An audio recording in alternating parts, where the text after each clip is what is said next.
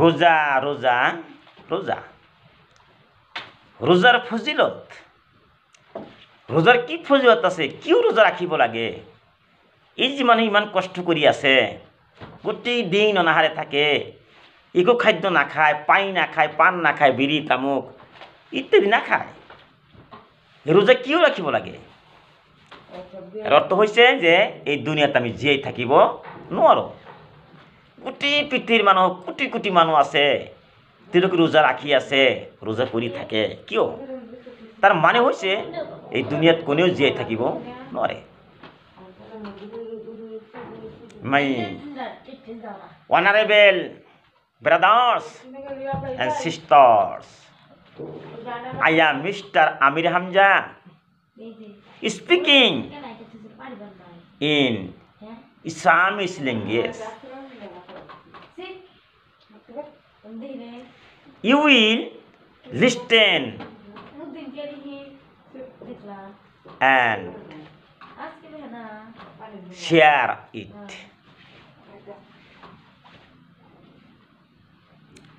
এই যে রোজা আমি রাখি আছো, আমাৰ আল্লাহ কি কৰিছে, ৰোজাদাৰ সকলৰ কাৰণে কি কৰি আছে, সেইটো আমি কল্পনাই কৰিব নোৱাৰোঁ।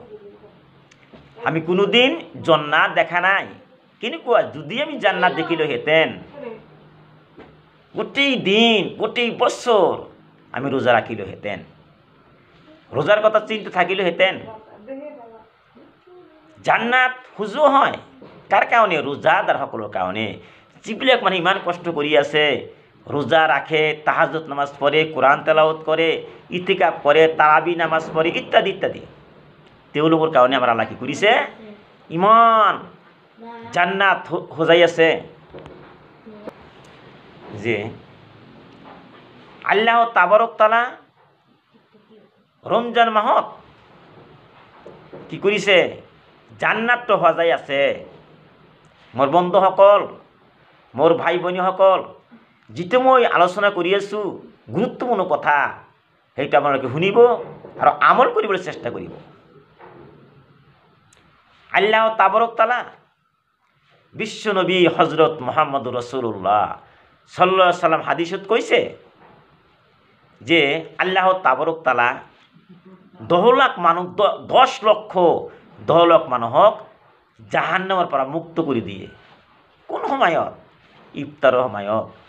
সেইটো মই আগেই কৈছিলোঁ, ইফতাৰৰ সময়ত মানে ইমান আনন্দিত হয়, যেতিয়া খাওয়া খাদ্য, ফল ফ্ৰান্ত খাদ্য দেখে, হ্যাঁ খাবলৈ ইচ্ছা কৰে কিন্তু নাখায়, কি ওই যে মসজিদে আজান দিয়া নাই, যেতিয়া আজান দিব আল্লাহু আকবার আজান দিব লগে লগে সেই ইফতাৰ খোলে।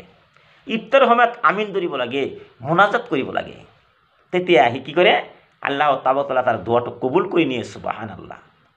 আমাৰ আল্লাহ তাবাৰক তাআলা ফেৰেশতাসকলক লগত লৈ মিটিং কৰে, আলাপ আলোচনা কৰে। গতিকে যিবিলাক মানুহে ৰোজা থাকে, ৰোজা ৰাখে, তেওঁলোকৰ যে মানুহবিলাক আছে, এই যে কোটি কোটি মানুহ আছে, বংশধৰ, পিতা মাতা, নানা নানী ইত্যাদি, কিমান মানুহ কবৰত গৈ আছে, মানে তেওঁলোক কবৰত আছে, তেওঁলোকে ৰোজা থাকিব নোৱাৰে। তেওঁলোকৰ মানে সেই মানুহবিলাকৰ পৰা যিবিলাক মানুহে জাহান্নামৰ উপযোগ্য হৈছে, জাহান্নামত প্ৰৱেশ কৰিব, এনেকুৱা অৱস্থা হৈ পৰিছে। এই ৰোজাৰ খাতিৰত, ইফতাৰৰ খাতিৰত 10 লক্ষ মানুহক জাহান্নামৰ পৰা মুক্ত কৰি দিয়া হয়। সুবহানাল্লাহ। গতিকে মোৰ বন্ধুসকল, ৰোজা ৰাখিবই লাগিব। আমাৰ পিতা নাই, আপোনাৰ পিতা নাই, তেওঁৰ পিতা নাই, দাদা নাই, ক'ত গ'ল? তেওঁ দুনিয়াত আহিছিলে, তেওঁলোকে ৰোজা ৰাখিছিলে, তাৰাবি পঢ়িছিলে। গতিকে বন্ধুসকল, যে আমাৰ আল্লাহ তাবাৰক তাআলা জিব্ৰাইল ফেৰেশতা যে আছে, সেই ফেৰেশতাক আদেশ কৰে, সেই ফেৰেশতা তুমি তোমাৰ লগৰ ফেৰেশতা যে আছে আৰু কোটি কোটি ফেৰেশতা তেওঁলোকৰ লগত লৈ তেওঁলোক পঠাই দিয়া।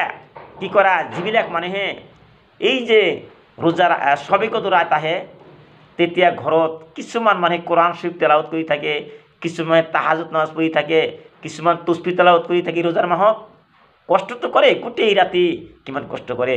আমাৰ আল্লাহ কয়, জিব্ৰাইল তুমি ফেৰেশতাসকলক আদেশ কৰা, তেওঁলোক যেন গোটেই পৃথিৱীৰ মানুহক দেখা কেৰা কোন কাম কৰি আছে।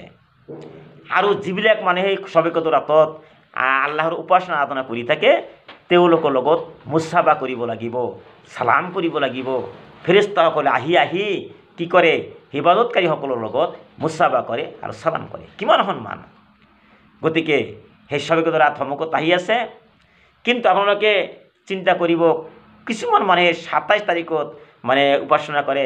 সেইটো আমি সেইটো যিটো হাদিছত পাইছোঁ, 21 তাৰিখ, 23 তাৰিখ, 25 তাৰিখ, 27 তাৰিখ, 29 তাৰিখ, এই বেজোৰ তাৰিখবিলাকত কি কৰিব লাগিব? আল্লাহৰ উপাসনা কৰিব লাগিব।